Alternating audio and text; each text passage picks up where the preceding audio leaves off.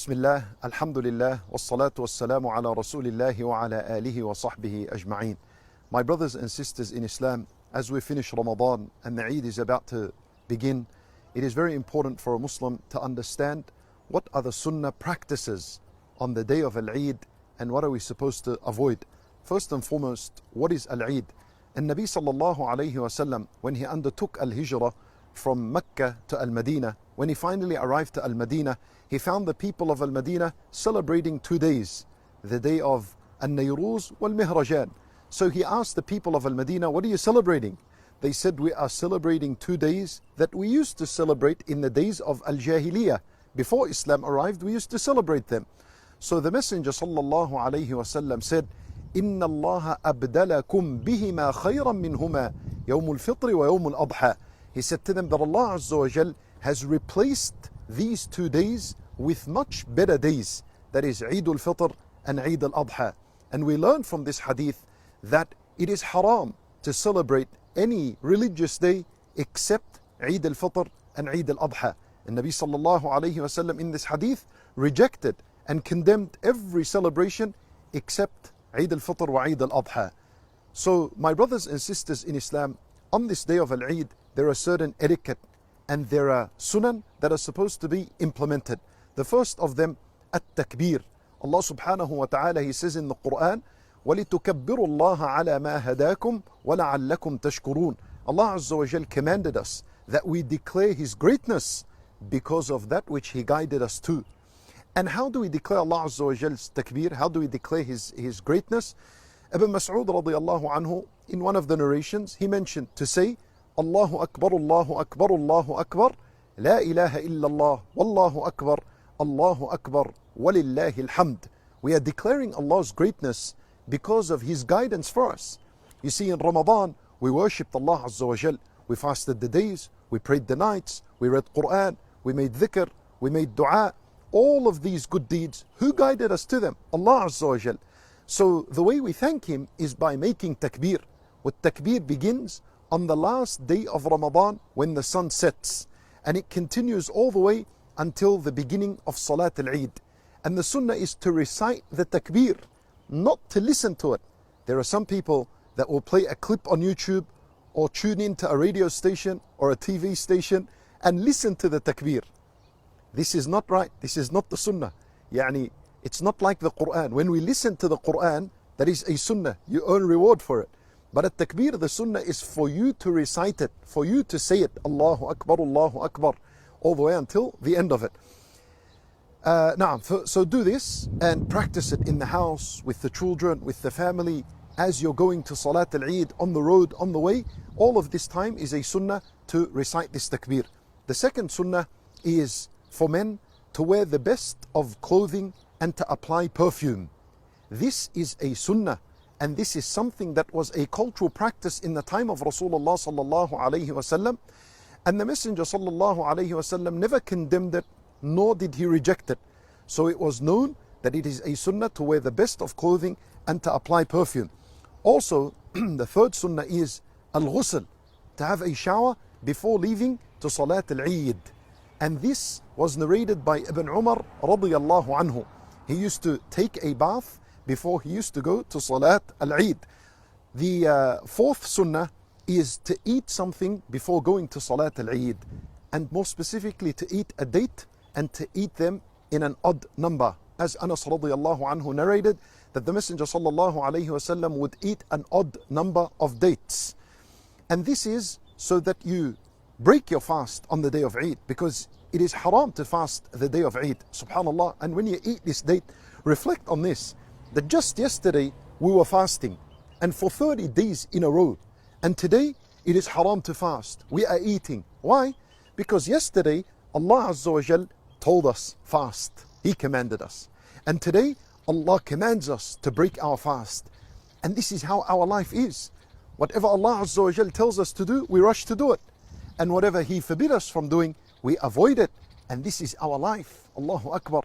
Obedience of Allah subhanahu wa ta'ala.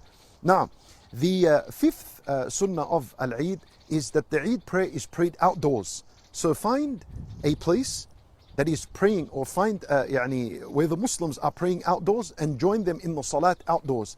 Unless there's a necessity to pray indoors, bad weather or it's raining, then it is fine and permissible to pray indoors.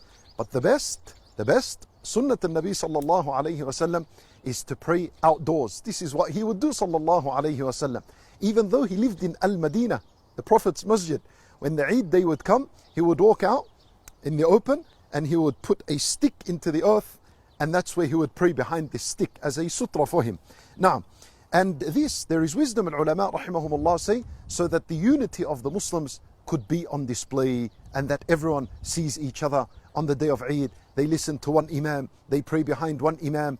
Well, subhanallah, this is what al-Islam is. It's about the unity and the Muslims being together. The sixth matter here that we have is that it is also a sunnah for women to attend Salat al-Eid and Khutbat al-Eid. It is a sunnah for the young woman, for the virgin, for the married woman, for the menstruating woman. All forms of women are to attend. When Nabi sallallahu alayhi wasallam, he said concerning the menstruating woman, he said, يَعْتَزِلْنَا الصَّلَاةِ وَيَشْهَدْنَا الْخَيْرِ, that they just sit and they avoid praying because it is haram to pray. يَشْهَدْنَا الْخَيْرِ, and they witness the good, they see the good that is happening, they listen to the khutbah and so on. The seventh matter here that we have is the sunnah is to walk to Salat al-Eid and to walk back home. Sunnah is to walk. Now, if that's able, if you're able to do this in your case. As for people that live far away from where Salat al-Eid is going to be established, then there is no problem in driving there. But the sunnah is to walk to Al-Eid and to walk back home. And this is what Ibn Umar radiallahu anhu narrated that the Messenger sallallahu alayhi wasallam used to do. And another sunnah, and this is the eighth sunnah, is that you go to Salat al-Eid with one way and you come back home another way. Subhanallah. And the wisdom behind this, as the ulama rahimahumullah mention, that so that you can have two paths that witness for you on the day of judgment. Allahu Akbar. One path would say, he walked through me to come to Salat al-Eid, and another path would say, he came through me to go back home. And all of this is worship, and all of this is a witness for you on the day of judgment. And all this walking was in obedience to Allah subhanahu wa ta'ala. The ninth matter is to congratulate one another on the day of Al-Eid, to congratulate one another by saying تَقَبَّلَ اللَّهُ مِنَّا وَمِنْكُمْ. And this is something that is not recommended, nor is there any a hadith or a sunnah that rejects it. Imam Ahmad rahimahullah, he said it is permissible for people to congratulate one another by saying تَقَبَّلَ اللَّهُ مِنَّا وَمِنْكُمْ, or any other words. Well, Imam Ahmad rahimahullah, he said, I do not start congratulating people because there is no sunnah for this. There is nothing specifically mentioned by Nabi sallallahu alayhi wasallam that he would do this. However, if a person was to congratulate me on the day of Eid, then I would respond to him. And so congratulate each other on the day of Al-Eid by saying تَقَبَّلَ اللَّهُ مِنَّا وَمِنْكُمْ, or Eid Mubarak, or any other words that carry this meaning of congratulating. My brothers and sisters in Islam, and this is to be done, congratulating each other after Salat al-Eid. That's the best time for it. And then attend Salat al-Eid, pray Salat al-Eid, listen to Al-Khutbah. And finally, there are things to avoid on the day of Eid. Number one, do not spend the night of Al-Eid in haram. So many people spend the night of Al-Eid in haram. One night before, they were all in worship. They were all praying to Allah. They were all crying and begging for Allah's mercy and forgiveness and being freed from the fire. And the night of Eid, people spend it in cigarettes, shisha, and whatever it is. All of this is impermissible, severely impermissible. Subhanallah, as the shaitan is released, you will see his effect on the ummah. So be careful and be from those who are avoiding all these haram matters that happen on the night of Al-Eid and the day of Al-Eid. Also, it is not recommended, nor it is a sunnah, to visit the graves on the day of Eid. So avoid this. Avoid visiting, specifically visiting the graves on the day of Eid is impermissible, because the day of Eid is a day of celebration and rejoice and joy and happiness, not a day of sadness. The other thing is, avoid on the day of Eid mixing between the genders. Avoid this, and shaking hands with non-maharim women. This is all impermissible and not allowed on the day of Eid. Also, avoid the over-decorating. Subhanallah, people today have made the celebration of Eid like that people celebrating Christmas and Easter and other matters, to the point where some Muslims, may Allah Azza wa Jal guide us and them, have made a Eid tree, just like the Christmas tree. And this is no doubt haram, and it is rejected in Islam. We tell these people with all kindness and compassion and wisdom, please avoid these matters and close them and turn and remove them from your business for the sake of Allah Azza wa Jal. This is not permissible to introduce these matters in Islam. If there was a Eid tree, the Nabi sallallahu alayhi wasallam would have been the first one to teach us this kind of sunnah. But this thing doesn't exist. And this over decoration is also not a sunnah of the Messenger sallallahu alayhi wasallam. So avoid it. Light decorations, maybe perhaps a banner that says Eid Mubarak and you put it in the house, 2-3 balloons, maybe something like this, something very light. Then this is al-ulama rahimahumullah, some made exception for this, no problem.